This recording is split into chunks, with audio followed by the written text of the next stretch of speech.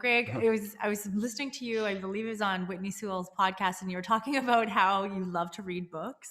Maybe you could share Hmm. with us one of your top books that Oh you yeah, and then I cracked the joke that he doesn't like music. yeah. Yeah, he only listens to. Yeah, I've never His I'm like, who had a does that? song on Who's any of only? my devices. I'm like, who does that? Who only He has loves to books? learn. He Yeah. loves to So learn. So maybe you could share with us, because that would be great. Yeah, I mean, I just can't get enough. I'm always pouring into myself. So back in the day when it was the Sony Walkman cassettes, I had books on tape, and that's all I listened to. I put them in my car, I put them in my in my headphones, and then it was the CD Walkman, and then it was the 80 gig iPod. If you remember the first iPod, I still have that old thing full of all kinds of books and stuff. And then now it's just podcasts and YouTube. And I mean, I'll listen to some music here and there, but I don't own any, don't have any on any of my devices. I own books, audio books, that kind of thing.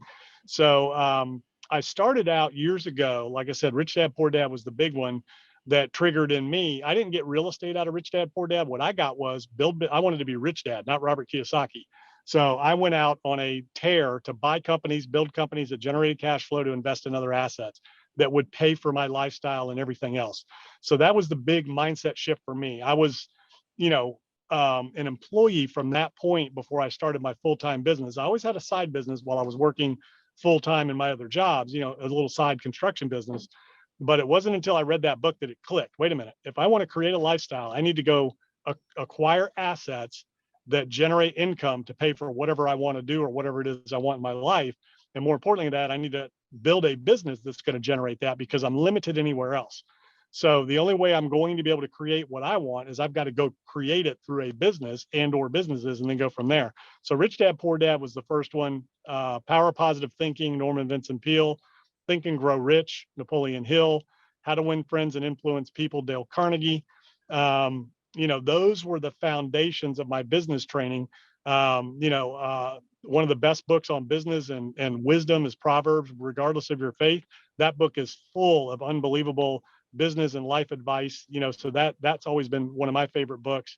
It's in the Bible.